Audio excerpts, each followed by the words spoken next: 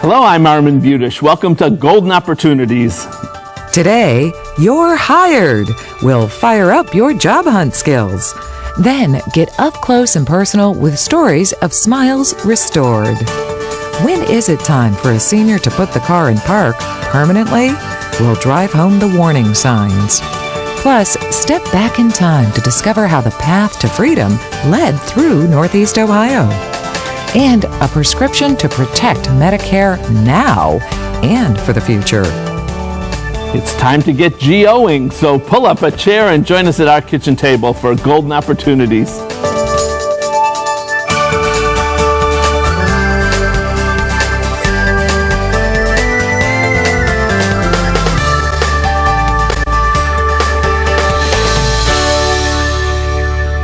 Job hunting is hard work, but is getting hired even harder for older adults? Paul Magnus answered our Help Wanted ad to help us answer this question. Paul's the Vice President for Workforce Development for Mature Services. Thanks for joining us today, Paul. My pleasure. So can you give us a profile of today's older job hunter? Boy, I tell you, that's a pretty broad range, but we generally think of mature workers as 50 and over. Mm-hmm. And they come with all types of skills, and they come to us for all types of reasons. Laid off? Laid off is looking for something else? Laid off, but also wanting to stay employed and engaged after retirement, and wanting to just get back to work because they need to. All right, so somebody wants to get a job, older worker. What's their first step? How do they go about this process? Well, probably the first thing they need to do is really take an inventory of the skills they have and the values that they have, and learn to look at their own skills and how they can transfer into today's job market. And is there somebody that can help them identify what they can be doing now? I mean, somebody who's not been in the market for a while or is changing fields, how do you know? Well, many people come to the Mature Services employment programs. We start out by assessing them and their strengths and their skills, and we also help them form job search collaboratives and job search groups with each other, because it's actually takes mature workers about 60% longer to find work than their counterparts. But that can be combated with looking for work as part of a group. What's the Job Club program? Well, that's the group of job seekers, and it's a very structured 2 to 3 week course on how to find a job, laying out some job search strategies, and it really focuses on finding jobs that are unadvertised, and also making sure that older workers can learn how to look for work from employers' perspective. How do you find jobs that are not advertised? Well, one of the things that we teach people to do is to learn how to use the resources available from the library, from trade journals, and from the internet to target companies. The typical response is to look at the want ads or look online at the listing services, or to go to the local workforce system and see what's advertised. But a smart job seeker will actually learn to target companies and identify potential companies, and then contact them through a combination of emails and direct contacts over the phone, and engage that employer in some conversation. There's some government programs that can be helpful too, aren't there? Yeah. There's a lot of programs through the local workforce boards. Up here in Cleveland, it's called Employment Connection and the Employment Source and various programs like that. But there's also programs through the Senior Community Service Employment Program that we operate. And we help people find work, specifically on advertised jobs. What's the mature staffing systems? Well, in addition to our job training programs, which are federally funded, we have some initiatives that are funded through employer surcharges. And it's a staffing service, not unlike any other staffing service. Only ours is unique in that it specializes in an age group rather than a type of worker. And one of the things about older workers is they possess an awful lot of institutional knowledge. There's a lot of talk about brain drains, but if you think about all the workers that are about to retire, there's a lot of institutional knowledge and skills and work ethic that we need to keep in our economy. All right, so let's say, I wanna find a job. Either I'm laid off from my old job, I want to change. Maybe I'm a widow or a widower and haven't worked for a long time. How much does it cost to access these services we've talked about? There's no charge for the job seeker whatsoever. All our services are free. Free. That's good. We like free. Thank you very much. Seek and ye shall find, but thankfully we found just the right resource to help you find the job you seek. My thanks to Paul for working with us today. We'll be right back. To learn more, call Mature Services at 330-762-8666 or click to www.matureservices.org. Next, bringing a smile to your face. But first, aviator Charles Lindbergh became famous with his heart-pounding nonstop flight from New York to Paris. But Lucky Lindy also beat others to the finish line with his work on a medical marvel. So, what invention can the lone eagle claim as a feather in his cap? We'll fly back with the answer when we return. We're Gateway Title, keeping life simple. We can make it simple. We've got everything you need. See how easy selling your home can be. We're Gateway Title. We're keeping life simple.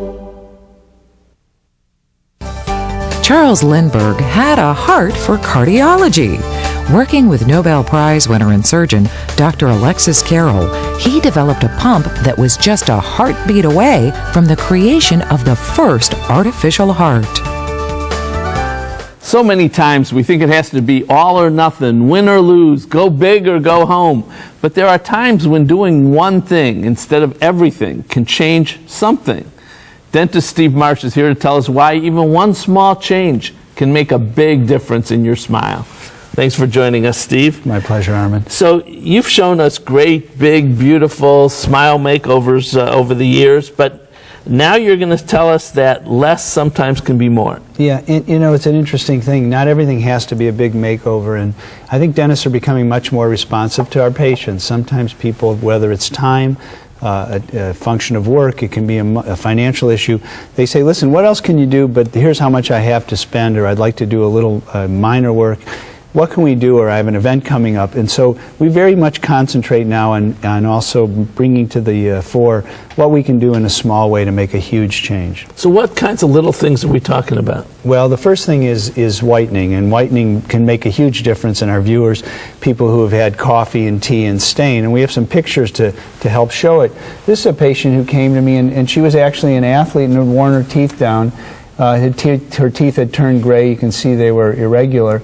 And with her, we just did some whitening up first and made a huge change. And actually, Armin, she was inspired later on to do some porcelain veneers and a gum lift to give her a beautiful smile. But again, we can do things in stages. What's this?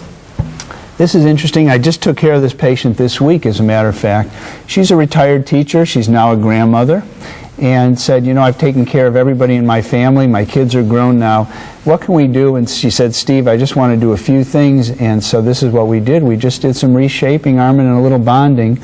Literally, in about 45 minutes, we made this huge change by leveling off her lower teeth, doing a little adjustment on the upper. And that could be the last thing we do for her. She may come back and say, what else can we do? So we're glad to work in that manner. Sometimes people aren't even aware that they have these relatively simple options. Yeah, and that's one of our jobs, is to present those options. I mentioned sometimes people have a function. This woman had a big family function within 6 weeks of when she came into me. We talked, ideally you could do orthodontia, but again we were focusing on a few things. She had heard about veneers, and we actually did some reshaping, and that's only 4 porcelain veneers to close that space that she had lived with for 30 years. Wow. This is an interesting one. Not a big change. Again, we're focusing on the smaller changes. This is actually one of my staff members. And she had been bothered by the spaces between her teeth, and we talked about it, and she said, Dr. Marsh, what would you suggest, veneers or crowns? And I said, I think we can do it with just some hand bonding. And so we had some time one afternoon, and we took about an hour and closed those spaces. it wasn't just unattractive, Armin, but she would get food caught, and she'd say she'd be with people, get some spinach caught between her teeth, and that's what she was left with. And so that again, took just an hour. just an hour of our time, and Wow. we have wonderful materials now, and that enables us to make some of these changes. What if we had some work done in the past, but now it just doesn't look so good anymore? Well, today we can remake those, for example, crowns or old fillings. Again, we don't use any silver or metal in my practice, so oftentimes we'll do crowns, all porcelain, no metal. And this is a patient of mine who came to me about 20 years ago, and like the earlier patient that I talked about, she's now in her 70s. She's still active, plays tennis, swims almost every day. Hated the way her smile looked. That was dentistry done a long time ago with porcelain on top of metal crowns. And she said, "What? I've seen your stuff. What else can you do?" And we said, "We can do that now in all porcelain." We removed those crowns. Everybody thinks it's very difficult, but fortunately you can separate them and they come off very easily with no damage to the tooth. And then we planned it out, we waxed it up, and then we did this remake, if you will. And this was a little bit more substantial. And one last case that I think to me speaks loads of what we're talking about. Here's somebody who came into my office, Armin, to do some maintenance work. And he came in and he saw some of our pictures on the wall. He said, "I've hated this." He's in his mid-50s. He said, "What can we do?" And I did some reshaping on the bottom. We came up and did 6 porcelain veneers. So we didn't do a full remake, but imagine his surprise when we went from that to that. And he said, "I absolutely love my teeth, and I can't imagine having gone this. I waited too long." And I said, "No, you waited till the techniques and materials are right." So we were able to do it in a minimal way to get a maximum result. Thank you, Steve. You're welcome. Very good. Sometimes it's the little things that count, and when it comes to your smile, you can count on Dr. Marsh to help you see a big difference. To find out more, give Steve a call. His number's up next. See what Dr. Stephen Marsh can do for your smile by calling 440-461-1003 or visit www.clevelandsmiles.com. Next, gearing up for a dialogue about driving. Looking for places to go, things to do? Welcome to our community calendar. Learn more about the attack on Ohio's public servants when certified financial planner Jim Lineweaver moderates a discussion with special guest Armin Butish. This town hall briefing for Ohio police and firefighters will take place at the Holiday Inn at Rockside Road in Independence, Monday, August 29th at 2 p.m. To reserve your seat, call 216-520-1711. It's one of the hardest things to do, taking the car keys away from a loved one. Independence is just so important. But what do you do when you recognize that a loved one's safety and the safety of others may be in jeopardy? David Shell, the executive director of Breckenridge Village, has parked himself at our table to offer helpful advice. Thanks for joining us. It's good to be here, Armin. Thank you. So, David, this really is a very sensitive topic. How widespread is the driving problem? Well, it really is. And the statistics say that in the state of Ohio, about 90% of the males over the age of 70 and 80% of the females over the age of 70 still have a driver's license. And it's not to say that chronological age has really anything to do with one's ability to drive. It more has a lot to do with the functionality of how they're managing.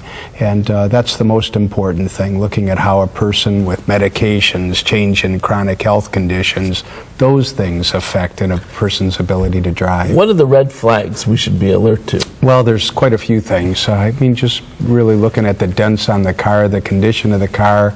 If friends refuse to ride, getting lost certainly is a big issue. Slower response time, and if other drivers' reactions are really pretty negative, and certainly if there's tickets, and if there's multiple tickets, that's a real concern. Well, it sounds like any one of those can be an important signal. How should we begin to gear up for that crucial conversation about taking away the keys? Well, one of the things is that it's really not taking away the keys, but trying to help get the person to realize that really it's kind of a gift to be able to come to the realization that I should no longer be driving and certainly put other people at risk. And if we can engage in that type of dialogue, be supportive, start to talk about some of those issues. Should we actually get in the car with somebody before we have that conversation? It's a wonderful thing to do. I'm fortunate fortunate that my mother, who is still driving, I go along for a ride and ride with her, and she says, you know, if you notice anything or you think that we need to start making some decisions, let's talk. And so you get in the car, you see that there's a problem. Do you just pop the question, you know, isn't it time to take away the keys? No, or do you... I think that there's a number of things that you can and should do, and that's starting to engage in the dialogue well before.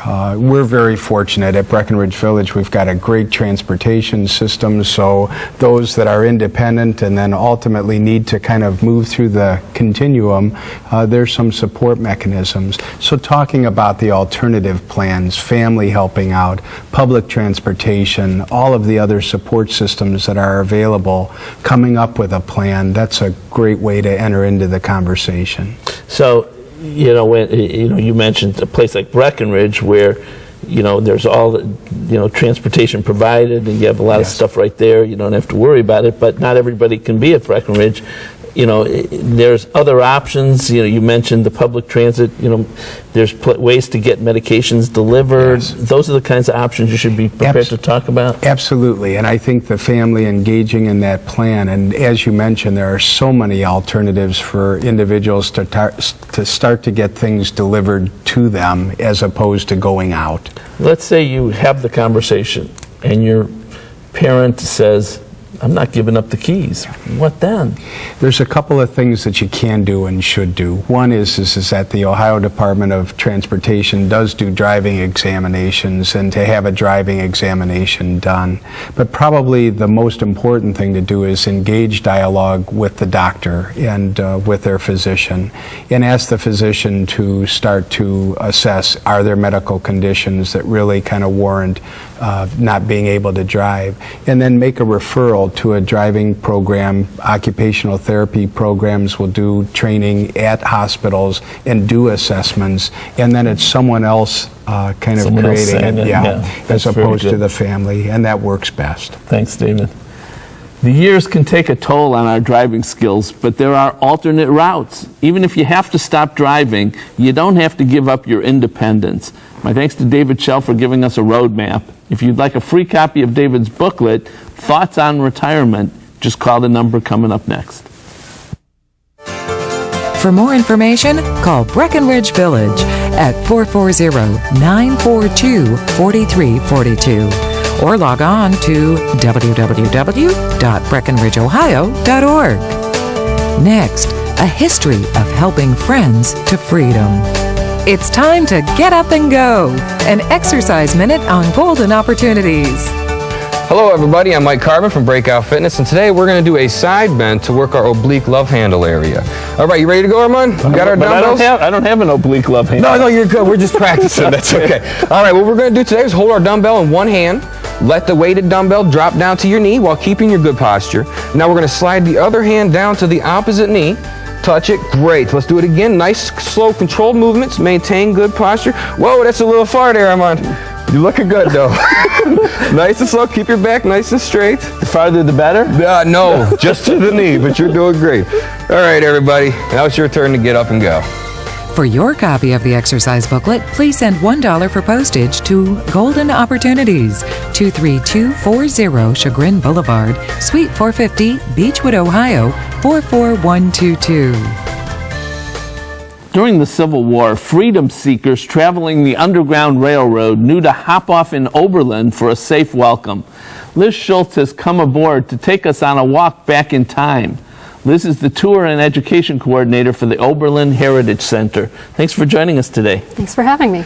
So, what made Oberlin unique from other places when it comes to the Underground Railroad? Many towns you might hear about certain houses or certain agents, but really Oberlin was the station. The entire town was involved in the abolitionist movement. And that kind of gave the town a reputation in some ways. If students were going south, they may not say they went to Oberlin College, but it also had a reputation of free African Americans and enslaved African Americans kind of knew they might find haven in Oberlin. How did the African American middle class develop when slavery was still the norm? Oberlin kind of had different roots. It was founded by two ministers in 1833, and right away it was different because women could attend college there. And then in 1835, some students said they would only join if African Americans could go to the college as well. So it was a close vote, and then in 1835, Oberlin became the first college to accept students regardless of race or gender. So that attracted many different people who supported those ideas, including free African Americans who either wanted to be educated or have their children be educated. So Oberlin had this great egalitarian spirit, but slave catchers, people, running after the slaves to catch them and bring them back, they had the law on their side. So how did the townspeople of Oberlin protect freedom seekers? Yes, the fugitive slave law was active, which meant that anyone helping someone escape from slavery could spend time in jail and have to pay a fine. But Oberlinians who were involved in this really felt that they were following a higher law. So it could go a whole spectrum. Some people maybe just left food out or would know people might be sleeping in their barn. Others might help them in wagons or boats make their way north to Canada. And then you have vigilance committees. They would carefully watch anyone coming into town in case they might be slave catchers. So imagine yourself walking around and you have 20, 30 people following after you. You won't be able to do anything. And then at the extreme, you have people who, in 1858, about 200 or 300 people actually mobbed together to help John Price escape from slave catchers. So they were active at all levels. It's an amazing history. Has that shaped the way Oberlin is today? I think some of those ideals have carried through to today. People are still very interested in civil rights and social justice, environmental sustainability, and also Oberlin is a sanctuary town, so authorities aren't supposed to really ask unnecessary questions about immigration status. While we've gone through the history a bit, we've walked through it, if we make a trip to Oberlin, can we retrace the steps of the slaves that came through? We do have a history walk about this topic. It's called Freedom's Friends, and it's every Saturday in August and September. And it's a little less than a mile, so you don't have to go the whole route. And it's about an hour and a half. And we don't really show hiding places. Many buildings from that time period are gone. But also, that's not really how Oberlin worked. Oberlin was more about people blending into the community. Well, it's fascinating history. Thank you very much. Thank you. You can visit the past just by taking a walk in the present. My thanks to Liz Schultz for freely sharing Oberlin's role in creating freedom for all. Find out more by calling the Oberlin Heritage Center at 440-774-1700 or visit their website, www.oberlinheritage.org. Next, a prescription to protect Medicare. Welcome to Breckenridge Village, a continuing care retirement community conveniently located in historic Willoughby, Ohio. Whether it's a luxury apartment, a spacious ranch home, or newly built brownstones, it's all here with the added security of knowing more care is available when you need it. Breckenridge Village offers an exciting and upbeat lifestyle, and the food is fabulous, and our staff makes you their #1 priority. Learn more about Breckenridge Village and come see our new VO Wellness and Aquatic Center. Planning ahead can lift the burden off your spouse, your children, and your extended family. I invite you to stop by our well-known Brook Park Road location. Call us or visit our website and get more information today.